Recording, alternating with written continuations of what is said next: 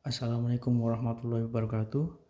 Berikut disampaikan struktur bahasa Inggris yang berkaitan secara umum dengan verb agreement.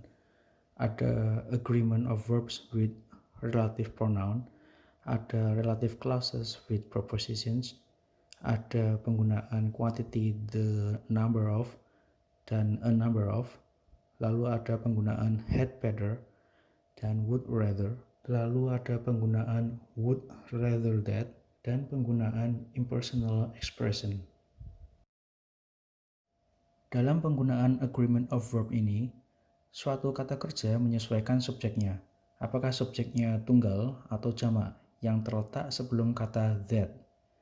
Kata that dalam hal ini merupakan relative pronoun, yaitu kata ganti yang menghubungkan dua kalimat atau klausa dan menerangkan kata benda.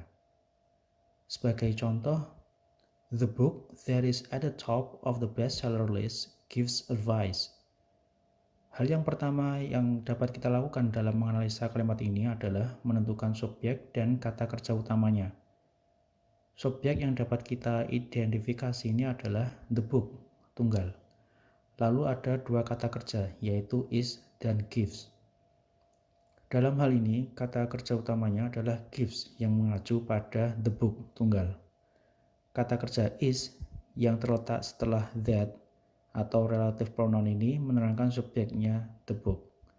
Karena subjek ini tunggal, maka baik kata kerja setelah that maupun kata kerja utamanya harus tunggal. Pada contoh berikutnya, yaitu the books that are at the top of the bestseller list give advice. Kita juga dapat melakukan analisa yang sama seperti contoh sebelumnya. The books yang merupakan subjek kata benda jamak diikuti dengan kata kerja jamak juga, yaitu are dan give. Ada penyesuaian kata kerja setelah penggunaan kata one of dan the only one of.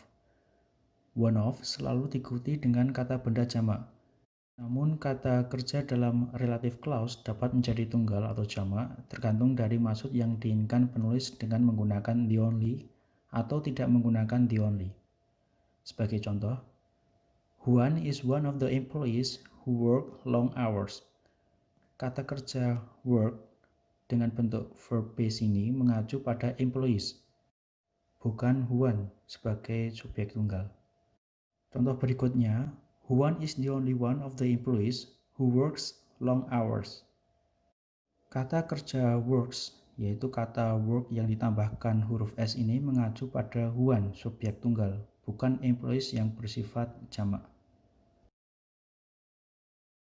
Frase a number of mempunyai arti terjemahan beberapa dan mempunyai penggunaan yang sama dengan kata several, some, atau few yang diikuti dengan kata benda jamak atau plural noun.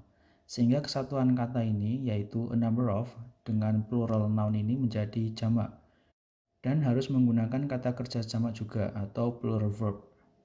Sebagai contoh, a number of books have been read by him. Perhatikan penggunaan a number of ini.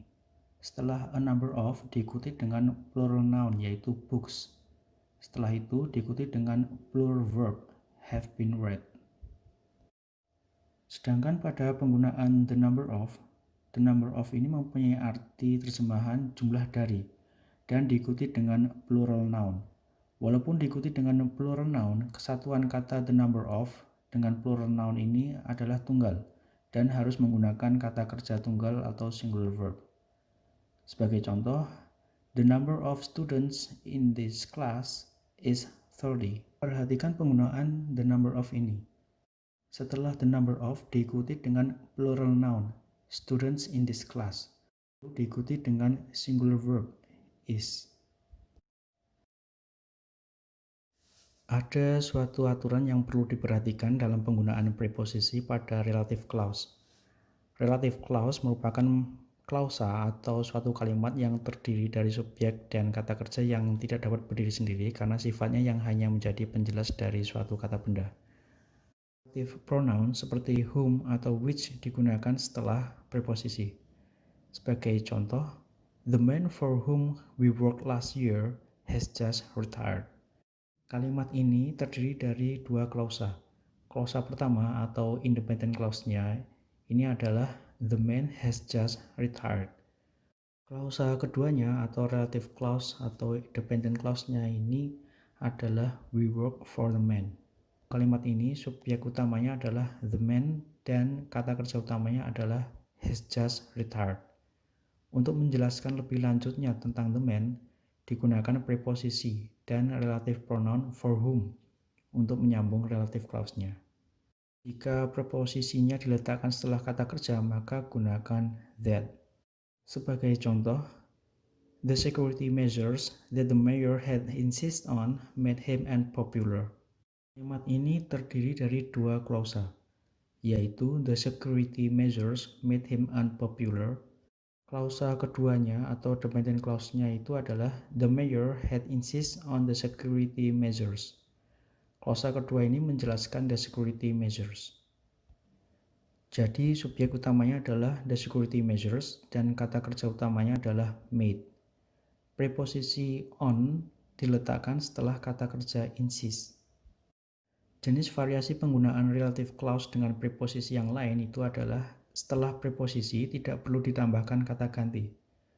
Sebagai contoh, the theater company that they are devoted to has produced 6 new plays this season.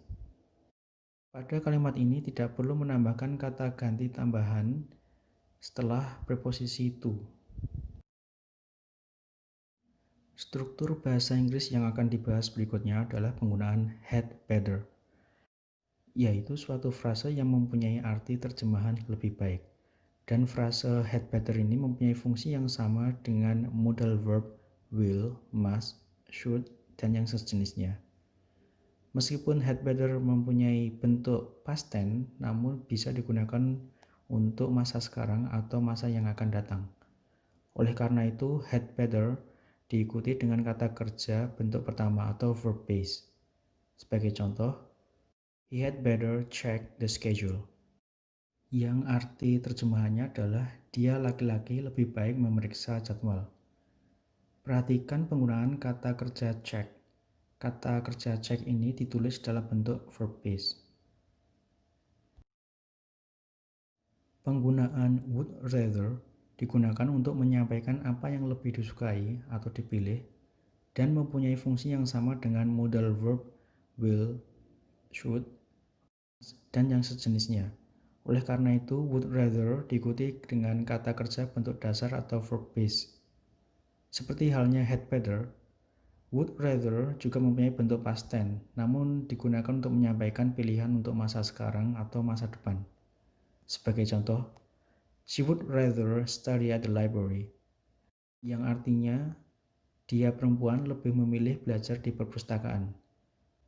Perhatikan kata kerja setelah would rather, yaitu study, yang mempunyai bentuk verb base atau bentuk pertama, walaupun subjeknya tunggal, she. Sedangkan bentuk pilihan negatifnya cukup dengan menambahkan kata not setelah would rather, seperti pada contoh berikutnya, yaitu I would rather not go to the beach. Penggunaan would rather juga dapat digunakan untuk orang lain dengan cara menambahkan relative pronoun that, lalu diikuti dengan klausa dengan subjek dan kata kerja past tense. Sebagai contoh, she would rather that he studied at the library.